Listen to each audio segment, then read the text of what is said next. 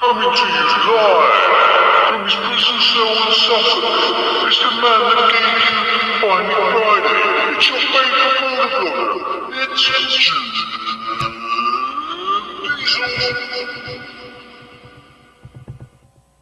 Well, hello everybody. Welcome to the channel. Welcome to the live stream, I should say. Here I am, is Ugly. How's it going, everybody? Have we got anybody watching at the minute? If you're watching, put it in the comments. Am I coming through loud and clear? I'm gonna put in the. Oh, no, it ain't working. No, it ain't working. There we go. Copied. I'm going to put in the comments box. If you want to join the live stream, come on. I'm going to put that in there now. There we go. So, how is everybody? Hope you're not having a horrific time like myself. I'll say horrific. I'm being a drama queen. It hasn't been that horrific. If you follow me on Instagram, and you might have seen my... oh, hello. It's Howie702. How are you?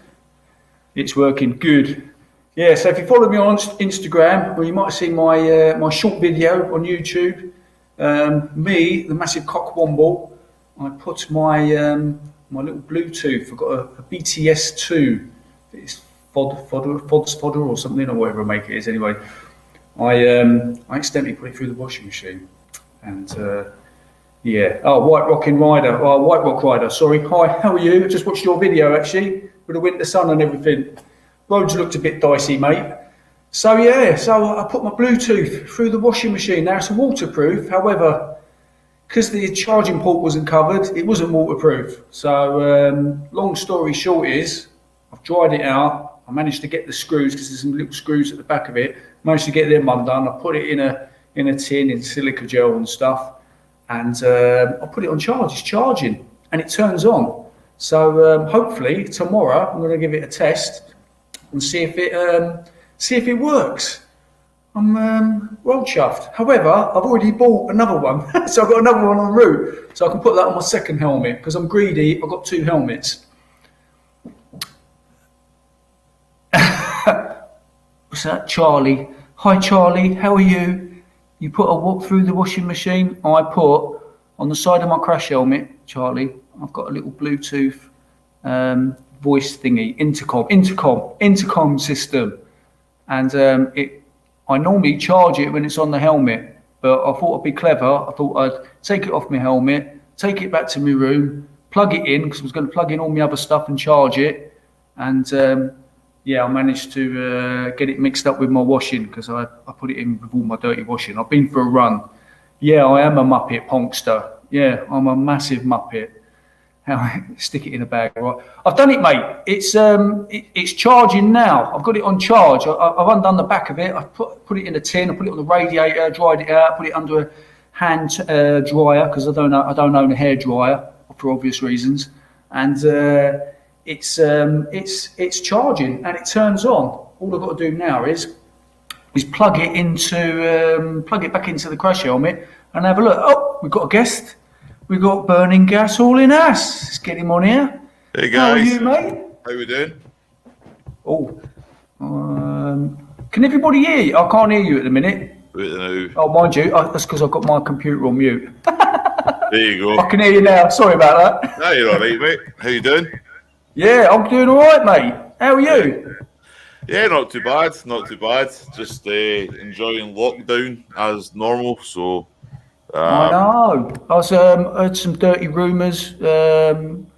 What's his name? White Rock Rider in his video, he was saying he heard that it might be going on until bleeding June or July. Yeah, I'm not having any of that. Yeah, no way. I heard them talking about March, April time, and I'm still shaking my head, and I'm going, this is nuts, man. It's just getting longer and longer. So. Yeah, it ain't good, is it? I'm just gonna say hello to Zed. Hello, Zed. Good evening to you. And White Rock, he's got two helmets as well. You'll buy. Yeah. Ponkster, it was waterproof. That thing is waterproof, but unfortunately, the charging port isn't waterproof, and there isn't a cover for it. There's like a cover for the headphone socket, but there isn't. I don't think they're expecting people to put it through the washing machine, to be honest. No, I don't think anybody expected that. No, it's working though. It's charging and it turns on. So Well, it will dry out eventually. It might just take a couple of days. So yeah. So I've ordered. I ordered another one just as a backup anyway. But I can stick that on my second helmet. So I've got two now.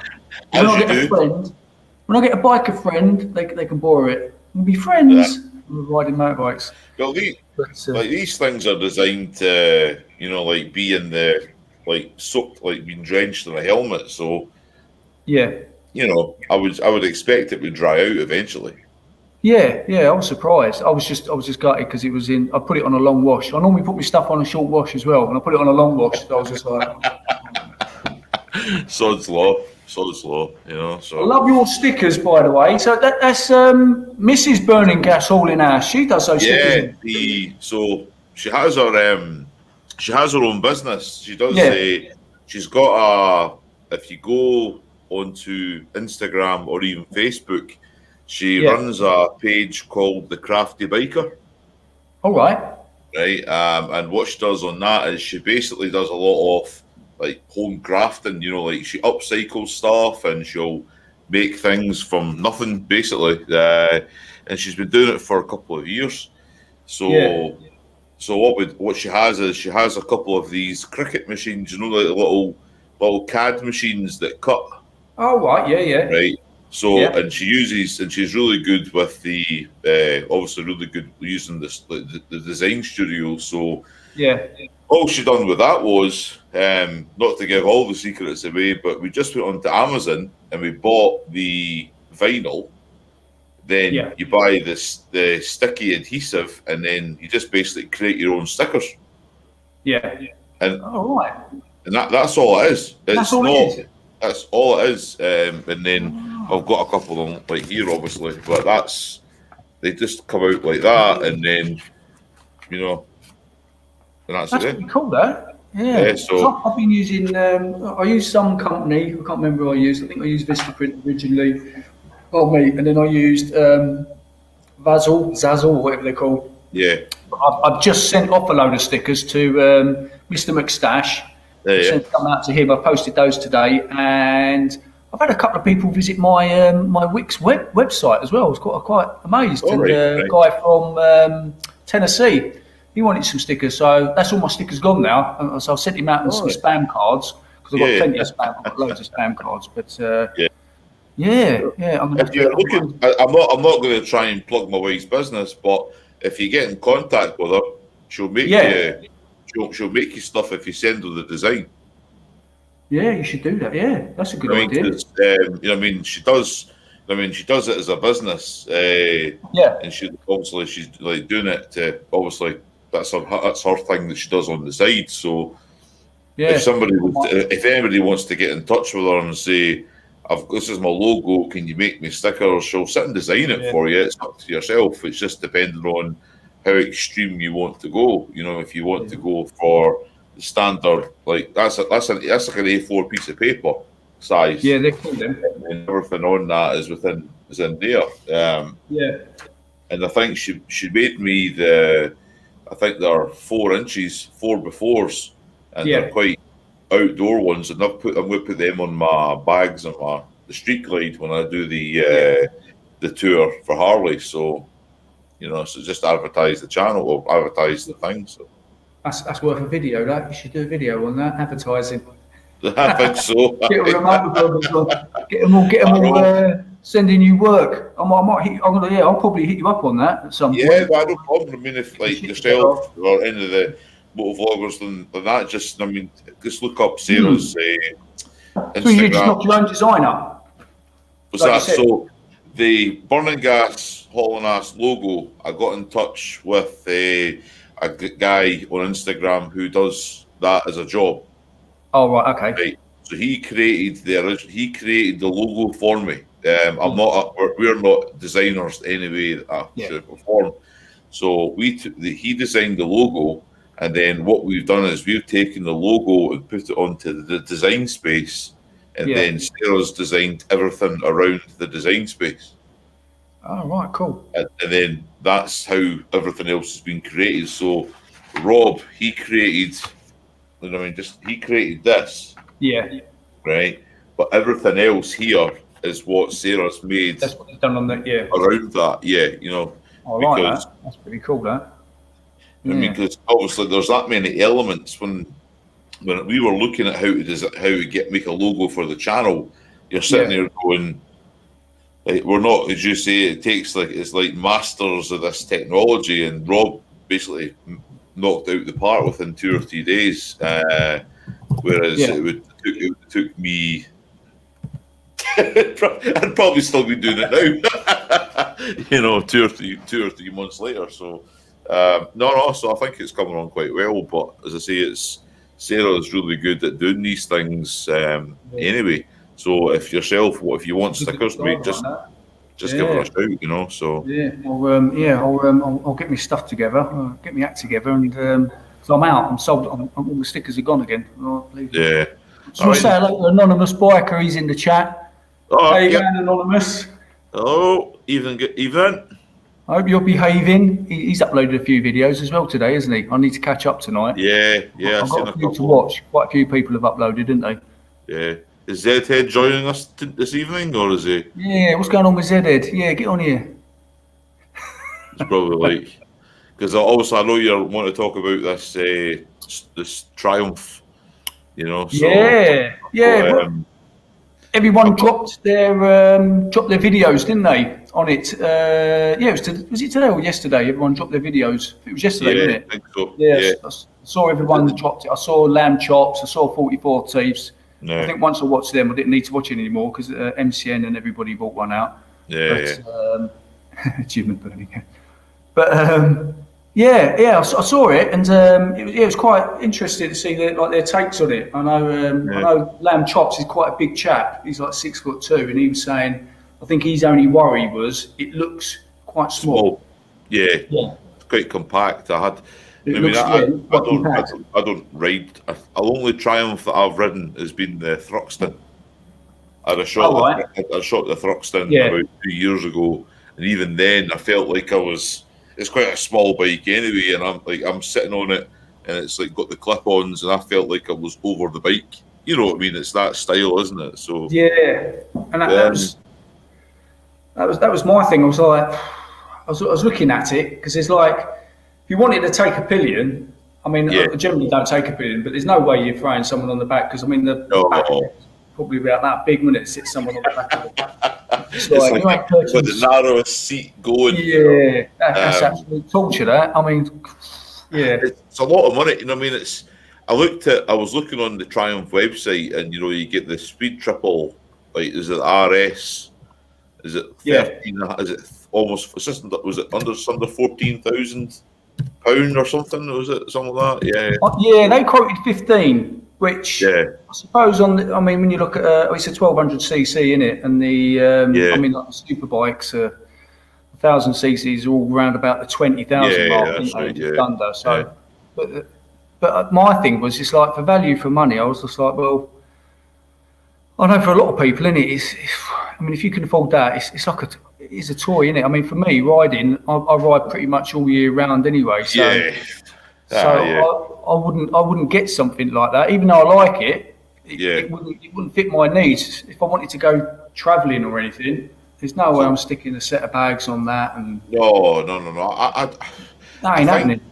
I mean, it's the unfortunate thing is somebody has to buy it brand new for it to become second hand, if you know what I mean. So somebody out there is going to be buying it new, and you know what's going to happen. Somebody's going to buy it new, and not all bikers, but the majority is somebody's going to buy it and keep it for 2 or 3 years, probably only put a couple of thousand miles on it, and then somebody like yourself or I will pick it up second hand at a good price, you know. And that's what I would probably do.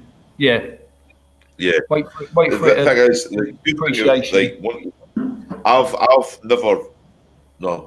I've never bought a brand new bike. None of my Harleys are new. They were all second hand, and because they were very obviously expensive, brand new.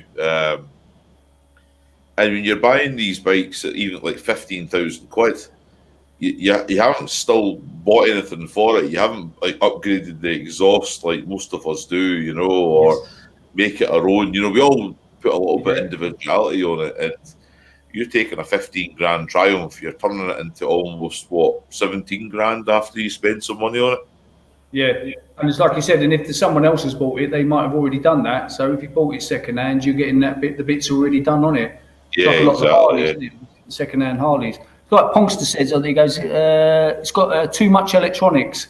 I did notice that. They said it's got cruise control. And I was just like, it's a street bike. I don't understand having cruise control. Say I come into a 30 or the what do you call it? The speed cameras, the ones that are the average speed cameras. Yeah, I get that. Yeah, they're a nightmare. I could understand using it for that, but I wouldn't be using it on those type of roads anyway. I wouldn't have thought. I don't know. You mentioned earlier about like you buying it and then sticking a couple of bags on it, to like maybe go a bit of touring or something. I could only imagine that somebody would maybe try that, like the cruise control. I had an MT10 about 18 months ago for a short period. I had a little moment of madness. I thought I was going to try and do some track days. And it scared, and I'm sorry, motorcycle world, but it scared the crap out of me. Right? That bike was just ridiculous. But it had cruise control on it. Yeah. And I was like, cruise control? Why the hell to have cruise control on like basically an upright R1? And it was. And then when I went on the motorway and I was going through to Glasgow and through Edinburgh on it to run it at do some miles on it. Yeah. You stick it into set it for 70 and just sit there and you go, oh, it does come in handy, Yeah, nice to give your hand a rest, isn't it? Yeah, that's right. Yeah, you left one all the time, can't you? But your right hand. But I see a comment there saying, what was it? They said somebody it's got too much electronics. Yeah, that was Pongster. Yeah, he said that. He said too much money. I use Harleys; they come loaded with goodies for half the price. Well, that was the other point. It was just like, I mean, if I had £15,000 cash, because it'd be like, well, would I get that, or would I get myself like my bike? I could get myself a decent sports bike, if I wanted to do that side of thing, take it for track days, blah blah blah. And then I could. The other half of the money, I could get myself a Road King, a decent Road King or something, or street. I don't know. It's all swings and roundabouts, isn't it? If you want, as a Harley enthusiast, obviously we all know this. If right now when I look at the new Triumphs, I see the build quality on the new Triumph over the Harley Davidson ones, hands down. Right. Yeah. I went to look at the Bobber with my brother on the Triumph. Yes.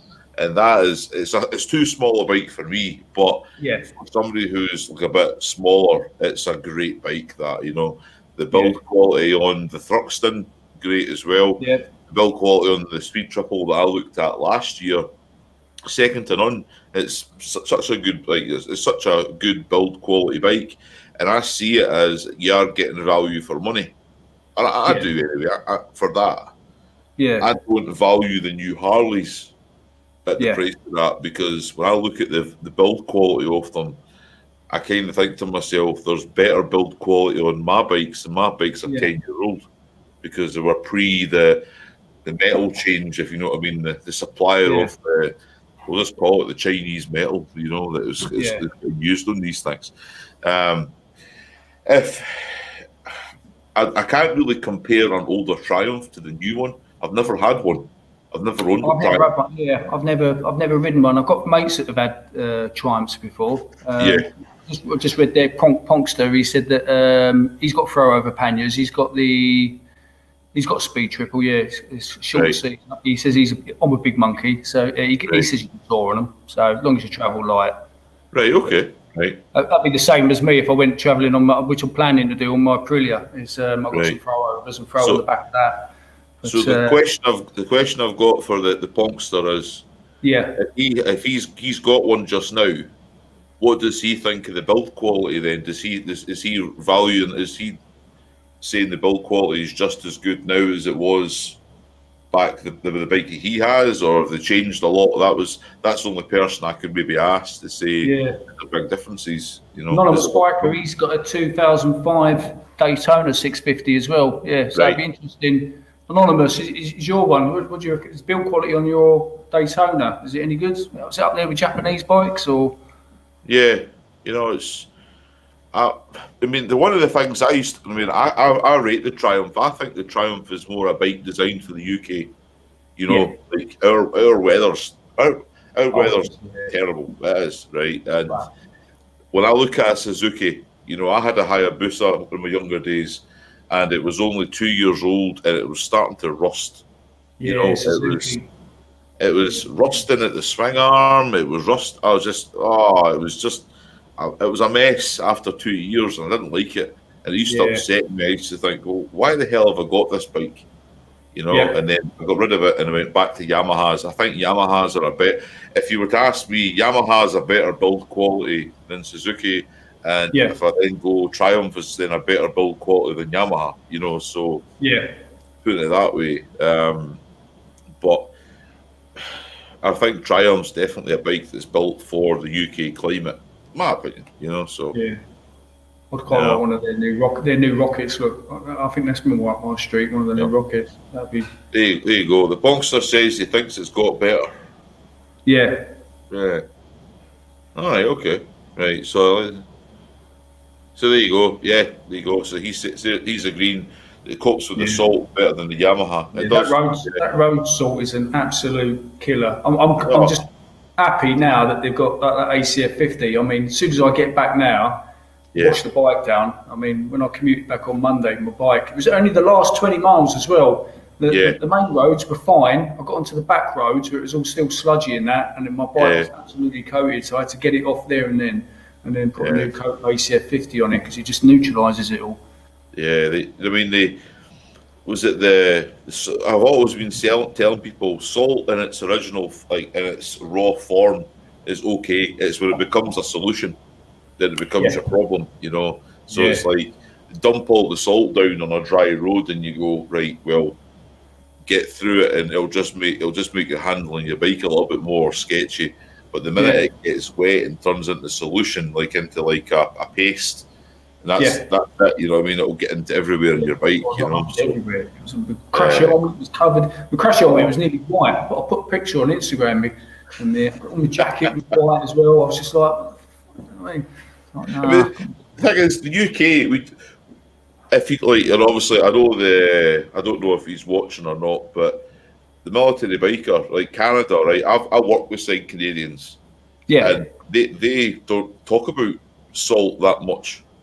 Nah, where they are, they've got the road maintenance out, scraping the salt off the road, piling up 10 feet high piles at the side of the motorway. And they get on path, they get fine. Whereas the UK, what's our solution? We'll dump this crap on the road. Yeah, I think it's because it's so hit and miss, isn't it? It's like when I was out in Norway, they just let it compact. They let the snow compact because everybody has studded tyres, like the Germans, innit? They change their tyres, they put the winter tyres on, they've got the studs in, so you can just drive around as normal. And they just let the snow compact down. Because I remember I drove. One of our vehicles didn't have the studded tyres. It was like a minibus, and I drove that, and that was doing all right, even though it didn't have the studs and it was on compacted snow. That was okay. But I think that's how they're guaranteed snow, aren't they, every year? Yeah, that's true. UK, I mean, it's a bit crap. Which country is it that has the law that if you don't have, is it winter tyres or something on? Is it illegal or something? It must be like Sweden or Norway or? I think it's probably them. Yeah, it's almost like if they don't have those tyres on their car, they'll be fined and. Yeah, I think certain places in Germany do it as well. You have to, where they get heavy snow. I think they have to throw their winter tyres on, and then. I think it's like snow chains and all this other kind of stuff. If we ever had to go down that route. This country would save a fortune because we'd all be prepared, wouldn't we? We'd all be prepared to go. Yeah. So, I just don't take my bikes out. And I know, all praise to you, Jim. I couldn't take my bike out like you do. I wait for it to.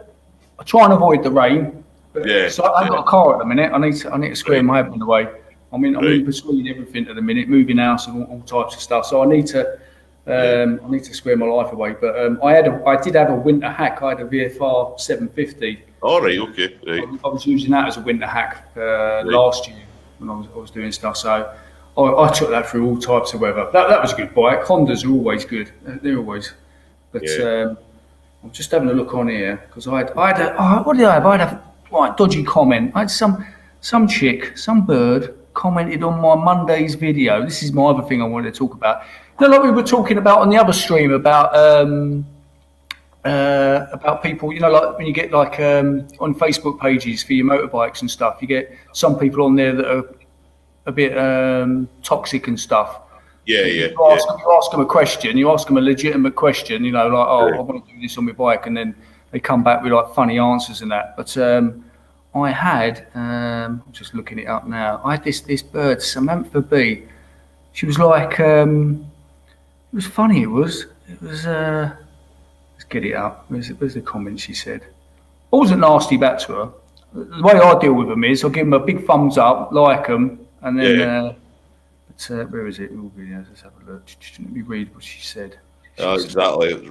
Trolls according to White Rock Rider. Yeah, exactly. Yeah, it's here we go. Come on. Load up. Don't want that one. You don't want to hear that. Right, here we go. Yeah, so she put, it's funny as, she put, you show full front and back sides of yourself in the leather biker jacket and Levi jeans, and then loads of sad faces.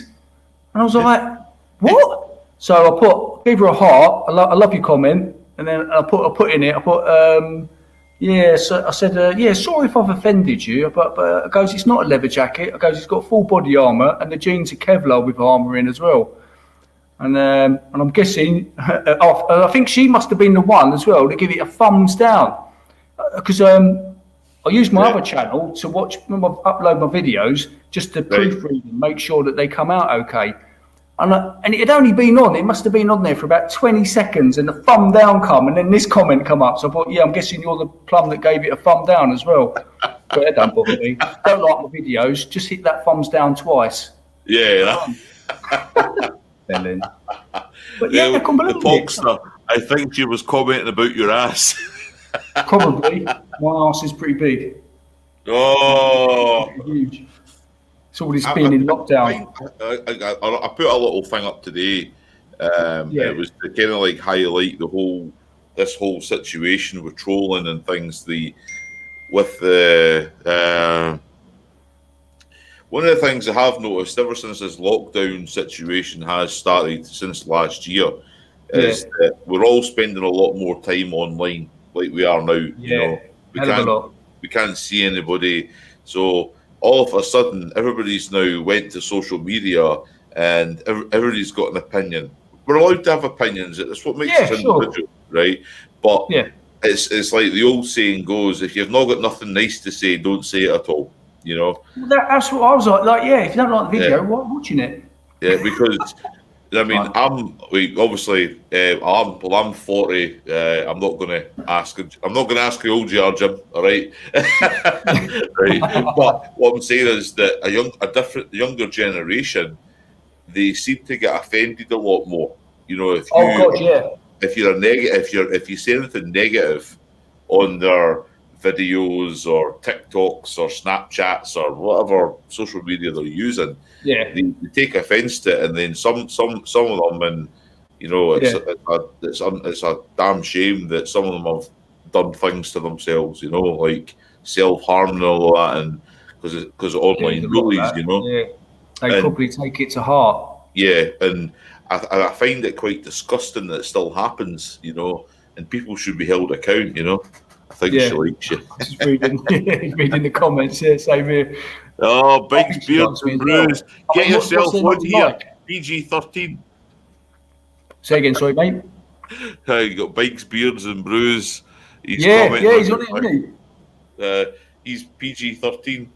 I used to comment on the Instagram. You always got like the hashtags and stuff, didn't you? And you always got there was always people on there posting stuff, and like people would crash their bikes and stuff, and they'd ask you, wouldn't they, in the comments, what do you think they did wrong in that?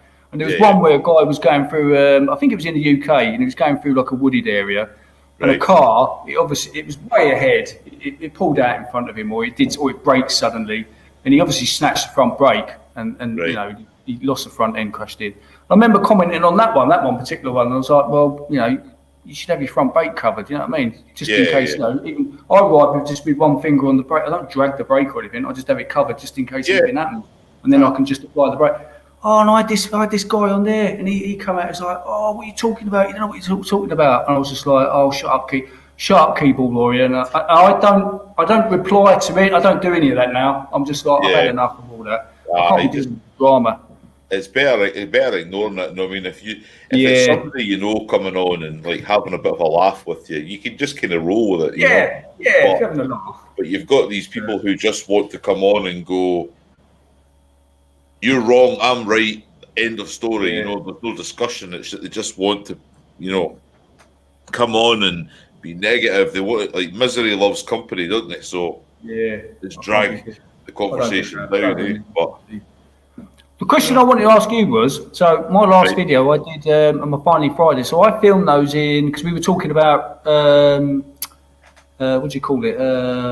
If you film in 1080 or whatever, or 4K. Oh recommended settings. So I filmed those ones all in 2.7, isn't it? 2.7K, 30 frames per second. Yeah. But when I go to obviously render my video, well, when I go to upload it, when I go to make it into a movie, it only lets me do it in 1080. Yeah.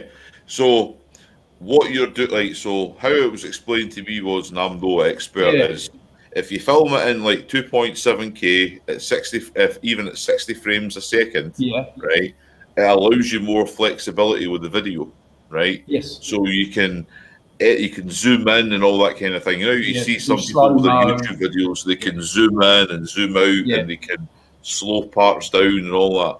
If you can do it at 2.7 and 60 frames, you've got more flexibility. Whereas if you do it at the lower end, like was a lower end, but you know, 1080 and 30 frames a second, you've not got so much wiggle room that you start losing the quality of your video. Yeah. Right. So I always used to film 1080 60. And I noticed when I was rendering these, even though I was doing 2.7 30, it was rendering quicker in the 2.7 than it was 1080 60, because obviously it's doing 60 frames per second, didn't I? So I'm getting more information. But I don't know how it all. Oh, there's Rev Bomb's in the. Hi, Rev Bomb, how are you? Jump in if you want, mate. But what I do is I always film like my GoPros. I use 2.7K, 60 frames a second, and it's absolutely it works out pretty well. And I've got I've been working on one recently, so I'm hoping when I put that one out next week that you'll maybe see how different these are, because that's my next subject is all the ways that I film my vlogs. Yes. When I'm out, you know, because I've used like a camera, I've got my GoPros and I've got a wee drone and that kind of thing. So because that's the other thing I find is my compact cameras, the ones that I've got Sony and I've got a Nikon, but they will only go up to, they'll only do 1080 30. Right. So and then if I was going to take those along with me, I'd need to film everything. Would I need to film everything in 1080 30? No, not at all. No. It will basically, if you're filming, you'll only notice it if you're maxed out at 720. If you're 1080, you'll be fine. My drone films at maximum with 720. You see, and I noticed that difference between the 720 and they're like a 1080 or a 2.7K. But drone footage doesn't really last that long, so you need to be finely tuned to notice the difference, I think. So anyway, you know, like to go, oh, that's not as good quality as that, you know, it's it's negligible in my eyes, you know. So I'm just looking there, White Rock, he's saying, he said there, check your timeline settings are set to 2. Yeah, oh, here he goes. Here's Rev Bomb. Let's get Rev Bomb in here. Yeah. Hello, Rev Bomb. How the devil are you? Yeah, good, thanks, boys. How's you? You good? Not too bad. How are you? Yeah, all good. Just got in from work, so slightly crazy. Help hair. I know. I've had the haircut. I did mine yesterday. I cut my hair. I don't know if you saw it, but did you check out that dragster on the Instagram that I posted today? No, I haven't seen. Oh yes, the dragster. I saw that. The 650. 650 dragster, yeah, Yamaha. Yeah, I saw that. Oh, Yeah, my very God. nice. I like him. got that from another dealer, and he said, it's a really old one, but it's only got 2,660 miles, but it's a barn find, and I'm like, okay, got it That's the in. one that. Yeah, sorry, mate. Yeah, got it in, and the guy's had it in his garage for the last 10 to 15 years. Oh right. Wow. Oh, yeah. It is immaculate. The chrome on it is absolutely spotless. So it's in for service tomorrow, service PDI, and then it goes up onto the page. Hello. Howdy. Bryce Beards and Brews. How the devil are you? I'm doing my Oh, best to avoid working for real. Yeah, I'm those going little to, Yamaha 650s. They're like I suppose they're like the equivalent of like the Harley Davidson Sportsters, isn't they? It's like It's like the close. entry-level Well, and- the Sportster, I am out on Friday afternoons. We've got the Nightster in the black and white one. Oh, right. That came from the same dealer that we bought, because we tend to buy all our bikes off of one dealer. Yeah. It's like basically WeBuyAnyBike.com, and we buy them from them. Some of the ones we get are really bad. Some of the ones are really good. And the only issue with the Nightster is it's missing its rear indicators. Oh, That's But right. we managed to find a set on one of the Harley sites, and they wanted £70 each for them. We found them on eBay, £15. And you've got the combined indicator and stoplights on them, and they work lovely. Yeah, that's the way it is, Harley man. logo on it. But Like, it's yeah, that the only type thing of- I don't like about it, obviously for British MOT reasons, you've got to put a full-size plate It's only been onto on it. for the grand total of 60 seconds. It's got a Harley logo. It's overpriced. Oh, that's Yeah, just me we dropping facts. tried a full-size number plate on it, and it looks ugly. So we've ordered a smaller plate, get it through Yeah. the MOT on the big plate, and then bang the little one on it. Yeah, 'cause throw the little one back on. it's got the flip round number plate on it as well. So, Yeah. Oh, right. but I shall be out on that Friday. Get a video up. The Dragster. I'm currently editing the Dragster video at the moment. So happy days. Oh, Oh, that's pretty cool. And So, only Bryce Beards and Brews. 1 month to go. What Do part I of get the America Centenar? are you from? What's that? What part of America are you from? The loud swearing part. I'm actually right next to Boston. I'm just outside of Salem, Mass. So So what's your you like locked down like us guys, or you able to go out and about? dude, we're Americans. We're dicks. We're locked down, but we go out anyway. Yeah, I watched. It was funny because I watched Shade Tree Surgeon's video today. He's one he uploaded, and they were out and about in Florida, weren't they? Cutting around, going to restaurants, having a whale of a time. And not to get too crazy into politics or anything, because that's just a mess.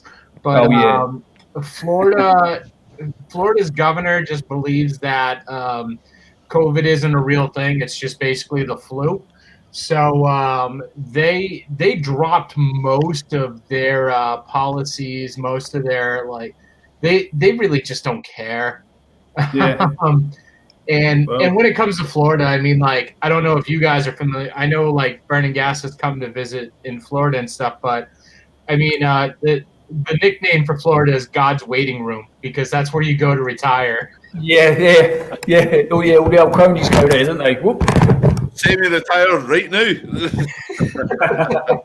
Yeah, I might retire out there myself.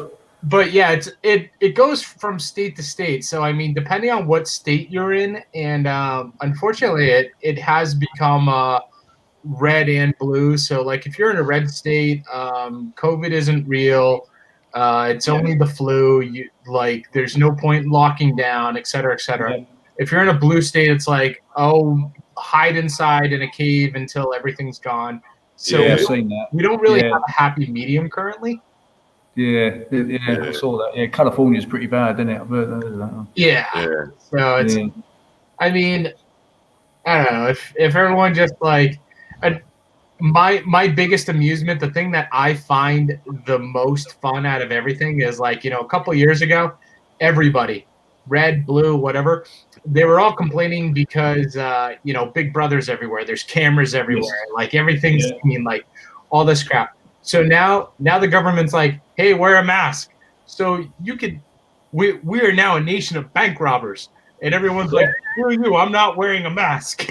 It's like you were just complaining that like cameras could see your every move. Now we're telling you to like hide yourself, and you're like, screw you, I'm not gonna hide myself anymore. It's crazy, isn't it? Absolute bonkers. So Rev Bomb, are you going to do a video on the GTR 1400 that you had? I've done one already. It should be up on my page, actually. Ah, right, okay. We did ZZR. We've done the GTR. Let me just have a quick look on my channel, and I'll let you know, because we've had so many bikes in over the last week or so. So we've done. We did the ZZR. Then we did the GTR. We've done a little Honda Forza, little scooter. ER6F, that was loud. Suzuki Bandit 1200, and we took a little Peugeot 500 Satellis scooter out yesterday. And then I've also got the 650 dragster to take out. That's been done. The video's going up tonight on that one. Yeah. And then lo and behold, I took a little Echo 50 out this morning. 30 mile an hour. I was like, come on, I want more. And so then we've got sports again on Friday. Yeah. So, what the hell is that ET all about, man? Sorry, I know we're talking about motorbikes, but all I can see is ET staring at me. So ET, where's ET? Oh yeah, I've just seen it. Yeah, I was looking at Red Bomb's one. So one of my favorite movies, and the first movie I ever saw in theaters as a kid was E.T. So I absolutely love E.T. There you go. So a couple of years ago, my wife decided to get me this E.T. that came out of the same mold as the ETs that they used on set. So he is the correct size. And then this year, actually, and I guess we can pretend this is part of motorcycles because it's a bike. Yeah. She got me a film-accurate, screen-ready version of Elliot's bike. Oh, yeah, because it's got the basket and everything. The basket to put ET in. Even ET has a light ring. Look. Yeah, man, it's awesome. And she even got me the little blanket and a hoodie. So that's pretty cool, man. Oh, yeah. So if I get the urge to just go driving around my neighborhood, I can. Yeah. I'm watching. What was it I saw today? It was someone put on Instagram. It was people that take their dogs on their bikes. There's a guy who had a little white Scotty dog, I think it was, and he sits in the tank. It's got a tank bag, specially made. He sits him in there, and his head comes out the front, so he's facing the front. He's got his own little crash helmet as well. And I saw another one. The other guy was, I think he had like a Chihuahua or something, but he had it strapped to his chest, and that had its own little crash helmet as well. Yeah. That guy, what's his name? Is it Adam Sand? What's his name? Sandoval, yeah. Adam Sandoval.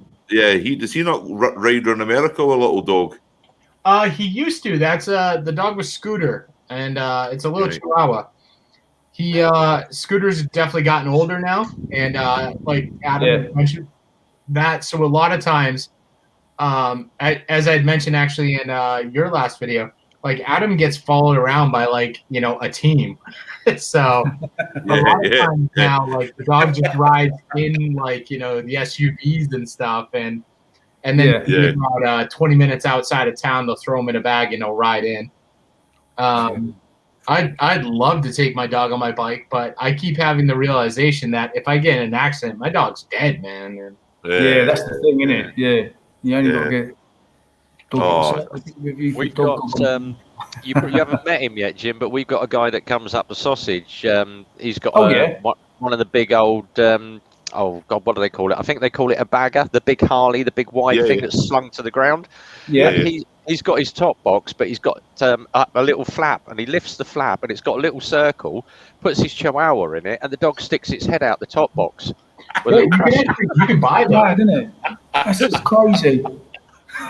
Oh God! It's just like, I can't get in my head how they just enjoy it, don't they, dogs? Because it's like when you put them in cars, they stick their head out the window, don't they? Oh, that's Exactly, yeah. Oh, that's bad.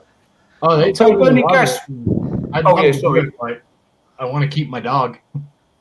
Yeah. So jump. So Bernie Gas, for your Harley thing, then your charity ride that you're going to do for the Heart Foundation, then hopefully, if it Yeah, April all going time. well. Yeah. So yeah, because I saw that you got Harley like near me. So you got the Harley in Norfolk, isn't you? Is that Great Yarmouth one? Is it, or is that Norwich? It's Norwich, isn't it? Norwich. Sorry. Yeah, Norwich. Yeah, and then you going because I've got another one near me called at Newmarket. Yeah, I'll be going to them all. So you'll be The going to mas- that, and then Yeah. oh right, that's cool. So the Yeah, 'cause I master- know there's one down in Lakeside in Essex as well. So The master. Well, what's happened in the last 7 days? I've contacted them all now, and I tagged them on the Instagram post, and also the British Heart Foundation. So the British Heart Foundation, they got back in touch. So they're sending out all the information, like the pack to get the fundraising going.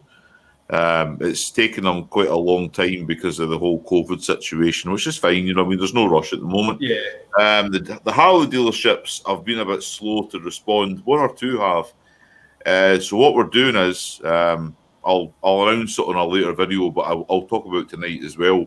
What we're going to do is we're going to get some dealer T-shirts from all the dealers, and what I'm going to do is I'm going to raffle them off for charity. that's good. Yeah, that's a good shout. So it's almost a case of that. I'd love to be able to I'd love for somebody to win them all. Even like a competition to say somebody could win all these dealer T-shirts with, from Glasgow, Edinburgh to London. It's almost like the world tour of the UK in a T-shirt. But we'll maybe just raffle them off to a degree and see what we can to raise more money for the British Heart Foundation. It's, as I say, it's a personal thing for me and my family. And I know a lot of people have been through the same thing, one case or another, but I think a lot of people would maybe appreciate that, It's like we're doing it because we want to ride our bikes anyway. We're bikers. We want to ride throughout the UK.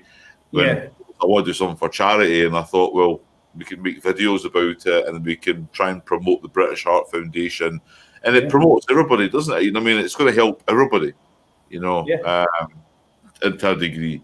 If people want to tag along, like we discussed the other day, like yourself, I'll meet you someplace and you can come along for the ride, do 2 or 3 trips, We're not just going to go on the motorway and go from like one dealer to another dealer. We're going to go via, points of interest, which is so we'll try and make a proper 2-week trip out of it, So that should be cool. It's going to be good. Like most of us, we're probably not going to get a chance to go abroad this year because even if we all get vaccinated, the Americans just don't want us in. See, my theory's been the exact opposite. Like, I've been thinking like Canada has just been like pretending it's worse than it is to keep us out. I feel like Canada's just up there going, this last year has been pretty nice. Why don't we just keep going? Well, I can only speak for like my two like my favorite. Like obviously, we go to Florida when we can, and the Floridians like rely on tourism. Yep. They do, especially. So I don't know how they're surviving right now with their economy, with the millions of people who can't go. They've literally reopened like everything in Florida. There's no regulations in Florida right now. They don't care. But I can't go.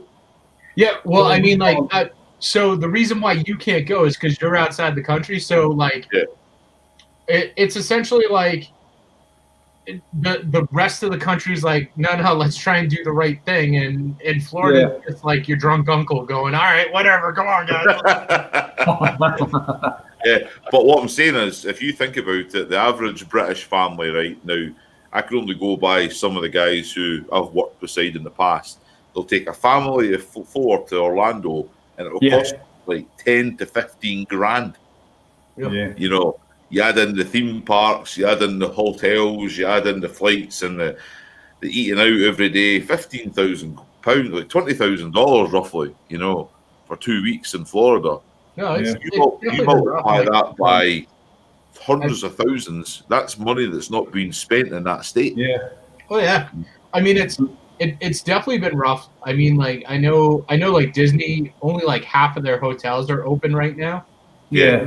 They're emailing out like the craziest deals, trying to get you to show up. You know, they've gotten rid of a ton of the entertainment actually in the parks. Same with like Universal. Universal Yeah. have all their hotels open right now. Yeah. So I mean, it's definitely a huge impact down there, but they are trying to open as much as possible, and for better or worse, you know, it's kind of functional down there. I don't. Yeah. Like It'd be interesting to see. there's a joke in the U.S. where and this is like across all 50 states, where you can go to Google, type in your birthday. So if your birthday is like, you know, December 1st, and then follow that with Florida Man, there's always some sort of news story of something batshit crazy that happened in Florida on whatever date you punched in. Like, I'm not even kidding. You can do it right now. Like, you know, January 3rd, Florida Man search, you will get some of the craziest news stories you have ever read, and they all come out of Florida. It's all coming out of there. Yeah. So, not to jump off Florida, but I'd like to go back to the whole Triumph thing. Like we're talking about the Yes. and stuff. So, while the American in the corners here, let's ask the American a couple of questions about Triumph. Right. So, obviously, we all watched the Shade Tree Surgeon, and he loves Triumphs, doesn't he? He can't get enough of those things. Yep.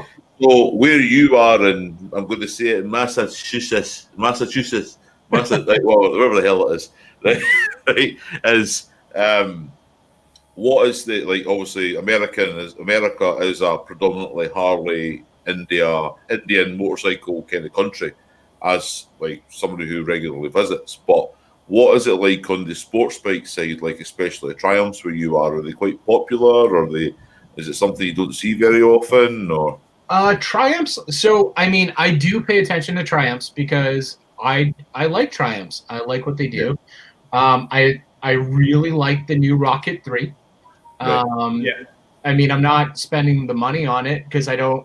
But I've got a Harley, and that's expensive enough. But you don't see them as much, and a lot of times when you do see them, it's really just the millennials, and or like, you know, the guys having like midlife crisis, and they get like an older one, and they turn it into a cafe bike, and like I don't think I've actually seen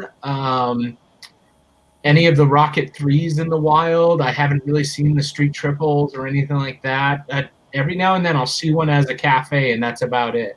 Right. Yeah. So they're few and far between. I mean, especially in the New England area, it's generally like you're on a Harley or you're on some sort of crotch rocket. And then occasionally you've got a few people showing up on Indians, but Indians themselves aren't super popular up in this area, even though like 3 of my friends ride Indians, and like, we compare notes on like the dumb things Indians doing versus the dumb things Harley is doing. So okay, right. What about you, Rev Bomb? Have you have many through your dealership?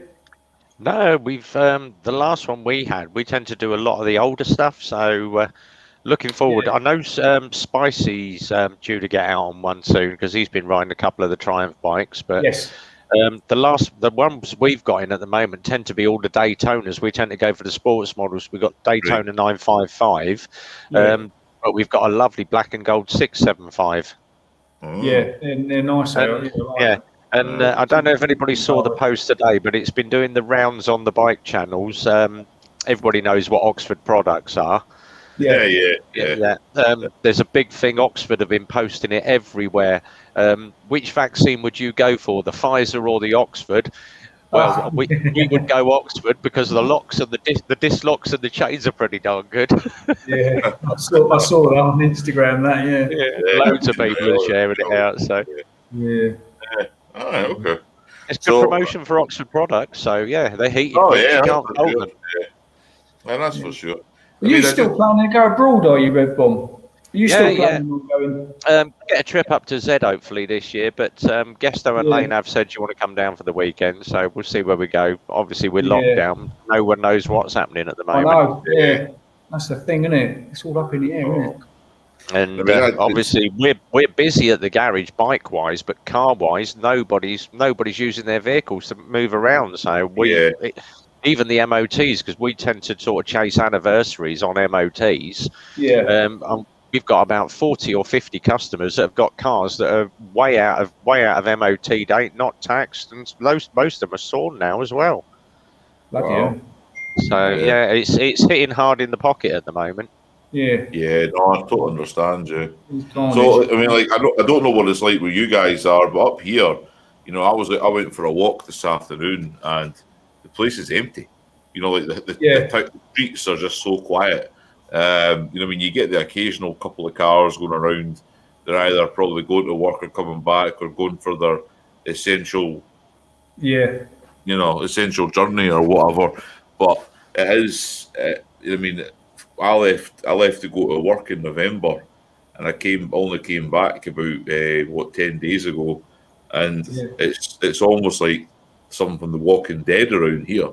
You know, it's so quiet. You know, it's a different world. Yeah, you know? it's bonkers, isn't it? It's interesting to see what effect it's going to have on like the kids and stuff as well, because they ain't been at school, haven't they, for nearly a year now. Oh, I know. And it's going to be carnage. Like my sister's my sister works in a high school, and she's a teacher, and I had spoke to her about it, and I says, I wonder if they were going to hold the kids back 1 year, you know, like delay their education by a year. But can you imagine that delay? How the knock-on effect that's going to have? Yeah. On all the years previous, you know, like kids not going to like primary school or high school until they're 13 and 14 years old, where you usually go when you're 12, 14, you know. So it's a different world now, you know. So, and I tried to call the Harley dealership to get Sarah's bike in for an MOT, and they're going, well, we could maybe collect it in a couple of weeks. And you go, all right, and because everybody's trying to do the same thing, aren't they? There's no other ways. You're not allowed to take your bikes out for non-essential journeys unless you're using it for fuel, you know. So I know, see, in the US, we're just everywhere. We're all just going for rides and stuff, and the Harley dealerships, our Harley dealerships, actually, there was a few times I stopped into them where their floors were pretty much empty because literally everyone is going out and just buying stupid things right now because they're not commuting, they're not spending that money where they normally would. So I mean, like, over the summer, like our Harley dealerships, all the ones in our area, they were making a killing. People were just buying these things left and right. Yeah. I went in a few times and like the floor was like pretty close to empty. Boston Harley alone, I mean, I usually went in there. I'll go in there regularly, and it'll be packed with bikes. And last time I was in there, there were just swaths of the floor that was just wide open with nothing. Wow. Yeah. Wow. Is there like an issue as well with parts as well? Is it for bikes as well? I heard parts have been a little bit slower just because, you know, like people going back to work, factory, you know, for when this all first started, people kind of acted like adults. So we did, like, you know, close down some factories and stuff. I actually I had to go to work over the summer in Boston, in like downtown Boston, the financial district. And, you know, same thing like Gareth was saying, it was like The Walking Dead. Like I have my entire life growing up, I've gone to Boston at all hours on all days, and this place has never been empty. Yeah. And, you know, I was walking in there and I could count on one hand how many people I saw within a mile. Yeah. And that was insane. So, it definitely changed. But I mean, people, it actually made people start going outside more. Like more people went hiking, more people went outdoors, more people went camping, bought motorcycles and went for motorcycle rides, stuff like that. That's what started over here when it originally kicked off, because the weather went amazing. As soon as they said lockdown, the weather went super hot. It was really amazing, and everyone was out either out on their push bikes or out walking on the side of the road or whatever. It was carnage. Yeah, one of my neighbors actually came. Like, I walked by him one day when this like first started, and he's like, "I have never seen so many dogs get walks in my entire life." Like, our neighborhood was just loaded with people taking their dogs for a walk. Yeah, that's right. It was like where I live in this kind of like it's a new build. It's a estate. It's been it's like 8 years old or something. It's like there's people walking past my house and I'm going, who's that? You know, it's like, who are these strangers walking around? And like I say to my wife, who's that? I have no idea. It's just that all of a sudden everybody's discovered that you don't have to drive everywhere. You can actually walk places. Yeah. You know? Yeah. Our problem was when everyone started driving again, they all forgot how. Yeah, that's right, yeah. And that was my worry, because what got me was all the aircraft are grounded. And I was like, I'm a bit worried because, like, when they start flying, you know what I mean? The pilots, they haven't flown for ages, have they? And you've got all the people that maintain the aircraft as well who haven't been at work. And I'm like, I don't think I'd want to be jumping on an aircraft for a while. That was the same when Disney and Universal first reopened. Like, you know, they're like, "Come on back," and like everyone was excited to go. And I was like, "Let me know how that works out for you guys."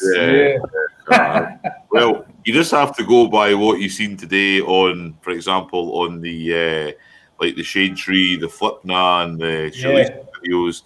They're all meeting up at that bike. They're all meeting up at that Gibtown bike meet, whatever. Yeah, there's something going on, wasn't there? Bike competition, wasn't it, or something? Yeah. Yeah, they're all. I think it was like for charity. I can't remember, but they're all cuddling each other and kissing each other on the cheek and sharing food. And I just went every 2 seconds. All I could shout was "Coronavirus!"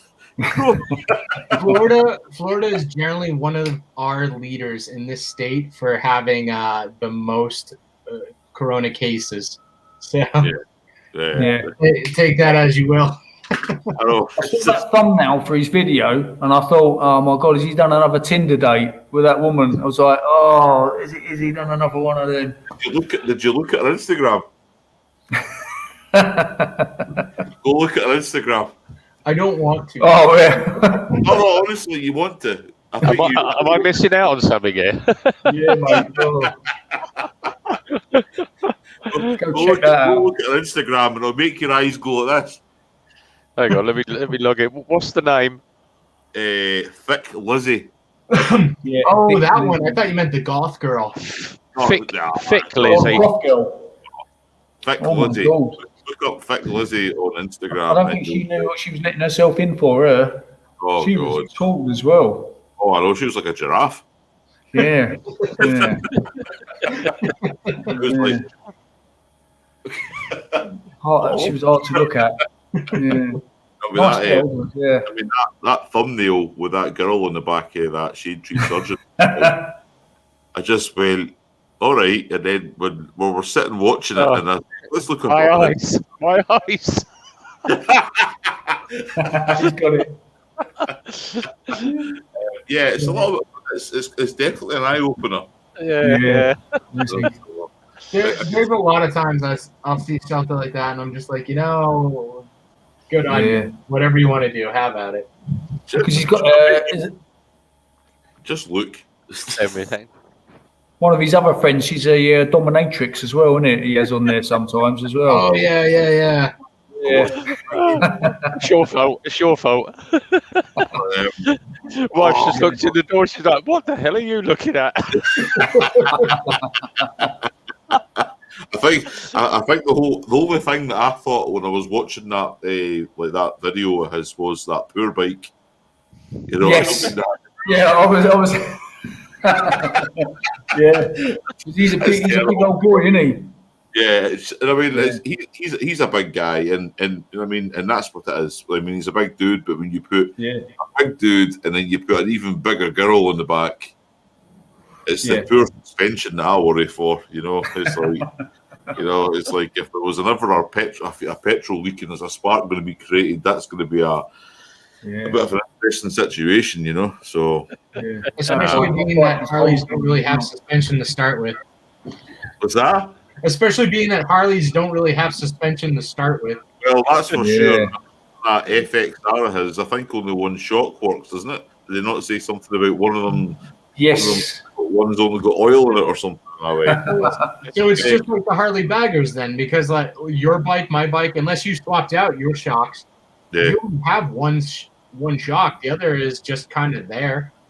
Yeah. Only one of them does anything. Yeah, I've upgraded mine. I've got Legend suspension on mine now on the front and rear. Yeah, I'll get to that sooner. Oh, this is a hard Instagram to look at. You think that's bad? Hang on, where is it? Where's that photo? I got to send it. There we go. This is how not to fill your car up at the pumps. Hold on.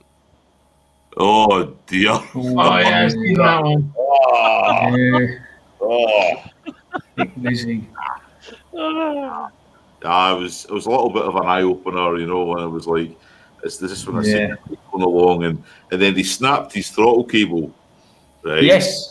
I was laughing away and I said, "What do you think's caused that?" And I says, "Well, if you've got 700 pound in total weight on that bike, you're going to be opening that throttle up a bit harder to get that bike to move." I'm not surprised the throttle snapped. I'm not surprised. The handlebars.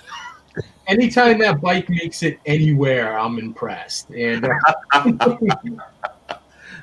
but as I say, we're all different. We're makes the world go round. But I'm sure that if you read the small print on every motorcycle, there is weight limits to every bike. So time,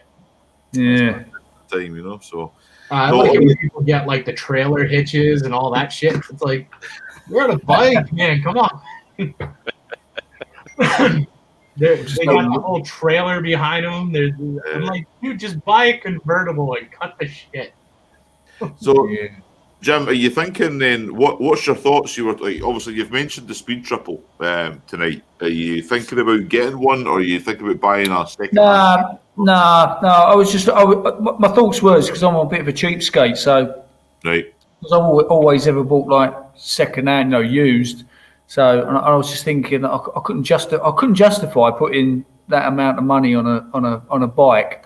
Right. Like I said, because most of mine is commuting, and I do use my bike. If I'm going to have a motorbike, I want to be able to use it all the time, pretty much. I want, long as weather permitting. And plus, it's that, I don't know if I'm being naive, but it's balancing it as well, because I want to do some longer trips now that I've never been able to do now. So I want to go further afield. So, and one bike doesn't do everything, does it? So you could spend, if I had the space in the garage, I mean, if I had 15 grand to hand, would I get two bikes? Like get myself, I like cruisers, get yourself a cruiser, and then get yourself something to go touring. But you could go touring on the cruiser, but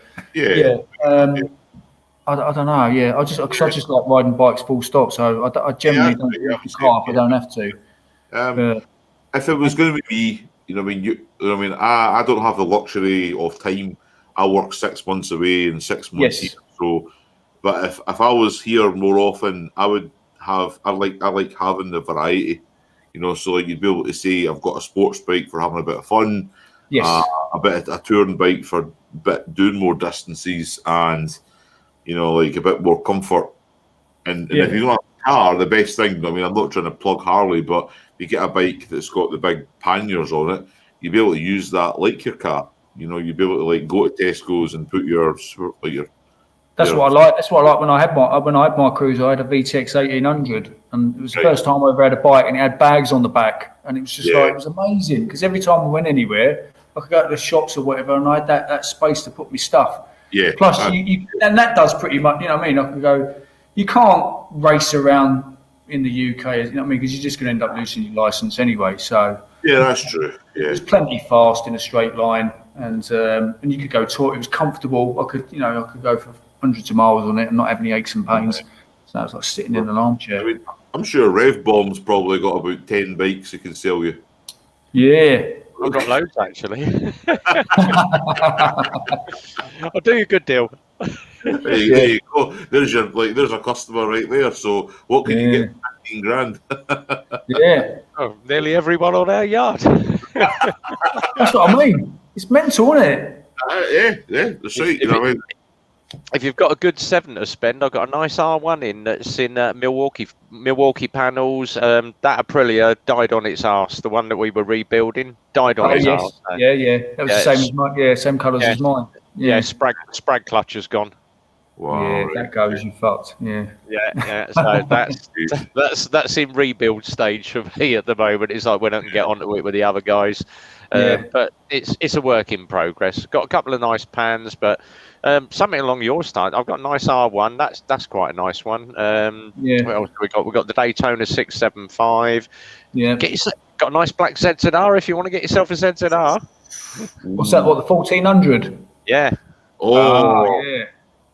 Yeah, that might be hyper. Yeah. And we've got that GTR in as well. So they're both on my YouTube channels. Have a look at some of those videos. Yeah, they're nice bikes, but we always tend to do the same circuit. So out of the garage, we go to the local pub that's got a nice big park on it.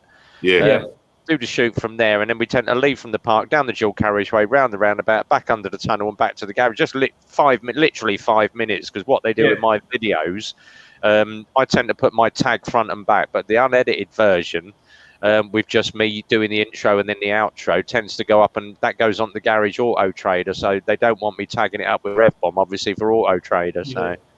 True. But the best bit is we've got the same bit of tunnel, so I always tend to sort of drop a Rev Bomb as I come under the tunnel. Yeah. That's obligatory, isn't it?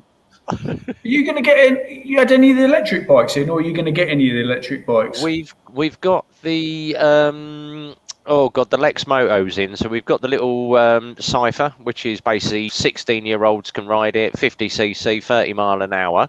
Wow. Yeah, but it wasn't until obviously I got onto the Lex Moto owners page, you can unrestrict it. And I went, oh God, what we got to do? You got to go in and like de-chip it? He said, no. He said, all you got to do is put the key in the ignition, hold the front brake and twist the throttle full open for 10 seconds and it unrestricts the bike. Whoa, wow. Whoa, that is it. There's a few of them like that. Like Bikes and Beards had a Segway one. You have to download like a phone app and log into it and prove that you don't drool on yourself when you talk, and then it would unlock for you. That's crazy, isn't it? We got that one. That's sort of the bike version. Then we got the little scooter ones. But we've got one called the Elex, and it literally looks like someone's just stuck an iPad right in the middle of the dash, and it's iPad dash on it. But when and it's keyless as well. You press the button, boom, up it comes, or some of them have got keys on them. But when it actually turns on, it comes up in Chinese. Like, hello, welcome along. That'll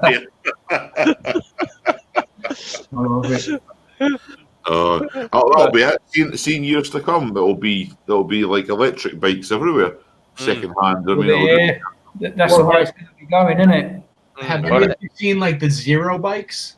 Yeah, the Zeros are a very, very good ride. I've had a crack on one of those, but obviously after having to go on my friend's electric, his bike makes the Zero look like a kiddie's pedal bike. Oh, wow. They've got some new ones for 2021 that look pretty impressive. I had that conversation with Boston Harley a few times because, they brought up they were trying to give me a test drive the Livewire before I rode it, and I was like, at 30 grand, I'm not buying that bike. It costs more than my bagger. That's stupid. Yeah. And I can go 100 miles on it. And they're like, well, this is cutting edge electric. Name any other electric bikes out there. And I was like, zero. And they're like, well, the fit and the finish. And it's like Harley is never worried about fit and finish. Like, show me anyone who bought a stock Harley and left it stock. Yeah, that's true. Yeah. They're not, are they? But yeah, the new Zero that they've got out, it looks more like a sport bike. It looks closer to like, I don't know, like a Honda 1000 RR or something like that.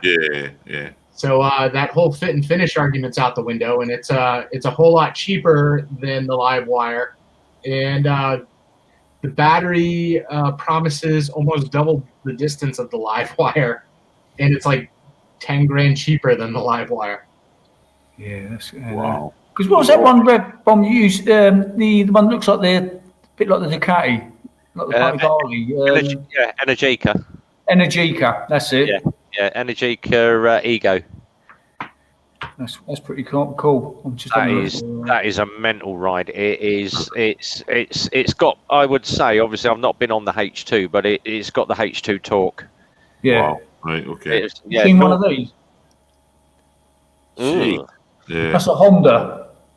The Honda scooter. It's that one's done up like the Bat bike. They've done it as a Batmobile bike. That one. But you can buy that. I saw that on Auto Trader. That was for sale. That was. It's like a scooter. It's like something from Judge Dredd. Scooter. Yeah, But yeah, electric bikes, isn't it? It's just a matter of time, isn't it? And then Exactly. hybrids. People are starting to do hybrids now as well, aren't they? Like the cars. Yeah. I mean, it was like, was it not? I can't remember when it happened, but sure, it was not just recently, within the last few years, that you could buy diesel motorbikes. Oh, yeah. You know, so it was like they're already trying to figure out a way how to get the economy better on these motorbikes. And I keep telling people, motorbikes were not built for economy. Motorbikes were built for fun. Okay, they were never built to be a commuting vehicle. They never were. You know what I mean? They were. If you go back to even if you follow the history of like motorcycles back to the start of the 20th century, they were built as a recreation, fun thing to have. They weren't built for let's go to work on a Harley Davidson or let's go to work on an Indian motorcycle. It was designed to be a recreation thing for fun. You know, so this whole when I hear people talk about miles to the gallon on a motorbike, I just shake my head. No, I don't even figure it. Oh, yeah, I don't even go into that. Oh man! Unless you've got something like an adventure bike, but again, I don't, for touring. But I don't really worry about the miles MPG again because it's the size of the tank. You know, it's like, it's got a bigger tank, it's going to go further. So yeah, exactly. Yeah. That's what I think about. I say, so you've got 3.5 gallon tank, and I think to myself, all right, okay, that's fine. Whereas when somebody says, I get 36.7 miles to the gallon, this is fantastic, and I go, yeah, that's what's making me want to buy this motorbike, you know.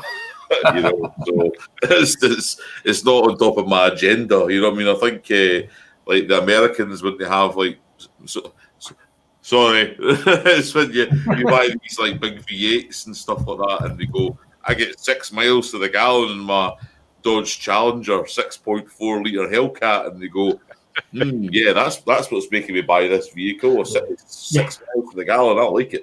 You know, exactly. So I'm not shopping for looking at like a monster. When they're looking at like a Hellcat or something like that, and they're like, but what's the miles per gallon? It's like, nah, man. Like when you're buying like a sport bike, a sport car, a monster truck, the last thing you're worrying about is like the commuting. Yeah. Did you just hear what you put on the same sentence? Sports car, sports bike, monster truck. Dude, I have seen some stuff. I lived down south for a little while. It's you know, it's like when you walk into Walmart in Florida and you go, oh, you know, I need some milk, I need some bread. Oh, look, a shotgun. Yeah, mental, isn't it? There's some states down south where I'm pretty sure that happens. I've got oh god, before I even started at the garage, I was obviously a coded welder, and a friend of mine, because I used to know most of the farming community, and he said to me, he said, I'm building my new tractor, need you to come over, bit of welding on the chassis. And I went, yeah, I can weld that. What is it? He said, oh, it's just steel, but we need you to stick weld it. We don't want it big, we've got to stick weld it for the strength. All right. This chassis was about 25 foot long with tiny little wheels at the front. I went, what the hell are you putting into that? He said, oh, it's my new tractor for tractor pulling. All right. What are you putting in it? And he said, we've just ordered the engines from the RAF. And I went, oh Christ, what are you putting in me? He said, I've managed to get 2 Shackleton bomber engines, the old V12 Allisons. Jesus. 26 litres a piece. Oh Yeah. my God. And he Last time I was there in the States, I had one of these, big GMC. Oh, yeah. Yeah, it looks about right. And then the top, big 7-seater, like a Yeah. got the Denali's as well, isn't you? Denali, Yeah. It's a thing. Amazing. You see people show up, they buy like that Ford Raptor with like all the packages on it, like I mean they spend like close to $100,000 on that freaking truck, and they use it to drive to work. It's like, I'm not going to answer that because I actually own a Ford Raptor. I love the way the Ford Raptors look, but I'm like, seriously, what am I doing with that truck? I have the British version though. It's only got a diesel engine in it. It's fine. It's not the American 6-liter, 6.2-liter V8. You know, blah blah blah blah blah. I know my brother-in-law. He's got, I think he's got the big GMC over here, but the big pickup truck. He gets like 9 miles to the gallon out of it. But because he's got his own tuning, because he tunes racing cars and stuff, his own business. It's like an advertisement because everybody sees that red line tuning going around. But huge. I used to be in a band, and I used to mess with my guitar player and my drummer all the time because my guitar player had the biggest GMC pickup I've ever seen. It was like jacked way up and all this crap. Had the monster truck tires on it. And then like my drummer had like the biggest like Dodge Ram possible, same thing, all jacked up and stuff. Yeah. I pulled into the practice space a few times and like, one truck's here, and I parked like down the middle. I've got this 95 Honda Civic. I look left and I just see the bottom of the doors of this guy's truck. I look right and I see the bottoms of the doors of this guy. Yeah. I go to the practice space and I was like, hey man, I parked in between your trucks today and I came to a realization. They're like, what's that? I'm like, out of everyone in this band, I'm the only one securing my penis size. Well, that's my old one. Oh, Big Navara. Yeah. That's the Pathfinder, Nissan Pathfinder. That's it. Yeah, Pathfinder. Yeah, cousin's got one. Blew the engine. I had it a year and a half and blew the engine on it. But my previous one was that. Transit. But the guy that bought it from me was a wood carver, chainsaw carver with trees. That's what he did after a day. Right. So it's all he's got a. That was his own squirrel with a chainsaw. Super. He did a good job of it. Yeah. And then, oh God, where is it? Where's my other one? Don't laugh, but that is what I own now. Hey. Getting there, what's that? That's pretty much why I own. So I mean, Kia Picanto. But my favourite little toy was that, and well, we had that for a couple of years. Oh, jet ski. Jet skis, yeah. Yamaha 1800, and God, did that thing fly. I've seen a few people doing what they call it bug out vans or whatever, don't they? Where they get a van and they do it up. I'm just trying to think. There's a YouTuber who's just done one recently. Right. So you can stick your bike in the back, and then you just go wherever you want in it. You can go touring, and you can sleep in the back of the van and everything. They call it a bug out van, I think they call it. It's. I mean, I tried doing track days back in my 20s, and I had an old short wheelbase Ford Transit, and I had it all kitted out, and I thought it was great, but it just was so impractical to do anything else with apart from take the bike. It just became a bit. It was like, and then like my wife was like this. It just had this like transit van parked outside the house all the time, and I went, I can't keep doing this. It's not exactly. It's not. Yeah. No, it's not the most pleasant looking thing to look at, is it? You know, or a Ford Transit parked outside. Well, you know, but most Ford Transits just have a mattress in the back, don't they? Yeah, exactly. Yeah, exactly. So. If the van's rocking, don't come knocking. When I was shopping for a new car, I almost got one of those Ford Transits because I was driving up and down the coast doing all the Spartan races and stuff. Yeah. I was like, oh, this would save me a fortune in hotels. Just throw an air mattress back there and just cruise up and down. And Right. good to go, man. I know, but I don't know what it's like in the States, but see when you leave vans lying anywhere in the UK, well, we know this.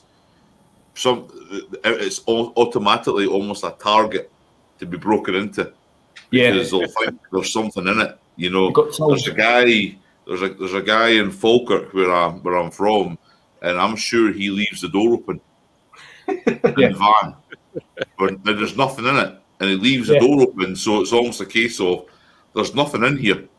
You know, like. Because he doesn't want anybody to damage the door or break into it to look to see, there's nothing to steal.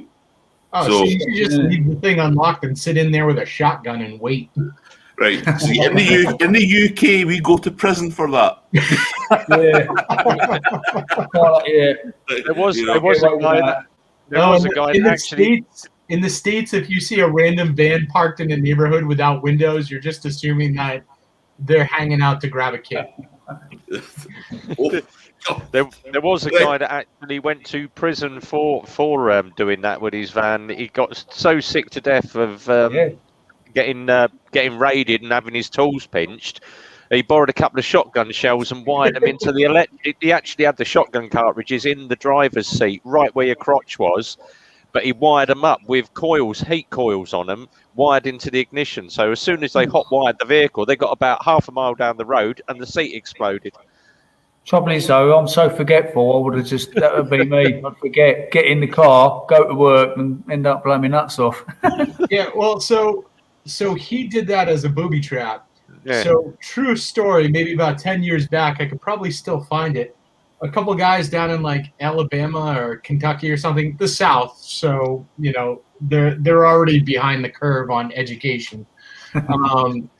They were in a truck and they were hunting, and they were like duck hunting or something, and they decided to go home, but the truck wouldn't start. They found that one of the fuses had blown, but they found out that a 22 shell fit in there perfectly. Oh. So they went ahead and put the 22 shell in there and just started driving, and then finally the thing went off and shot the dude like in the leg. Jesus. So we don't even set booby traps for other people. We just shoot ourselves. Yeah. Bloody hell. That's mental. Well, Right. I'm gonna have to knock it on the head in a minute. Same here, mate. I'm going to get an early night. I'm back up again at 6 o'clock. Great having you all on. Yeah, thank you. Yeah. If there's anybody watching, subscribe to these guys. Is military on at the weekend on Friday? Not too sure, actually. No, it's he's not on Friday. It's my. You're doing one, aren't you? Yeah, that's all right. Friday. I've stole his Friday night slot. No, I'm only kidding. I've stole it, but no, he hasn't put one on. So I've decided I just said I'll put one on for Friday night. So that'd be cool. I've put it on for 9 o'clock UK time. So Yeah, that's better for me. Yeah. It's good. So All right, nice one. Yeah, feel free, guys. I'll be there, and I think our Massachusetts friend will be there too. Cool. Brilliant. All right, I'm going to sign out, guys. So be safe. No worries. Right, All right, catch you later. brothers. All right. Thanks for coming on again. Yeah. Later, boys. All right, bye bye. I'll Right, see you all it's good to see later. you. Yeah, cool. Catch you later. No.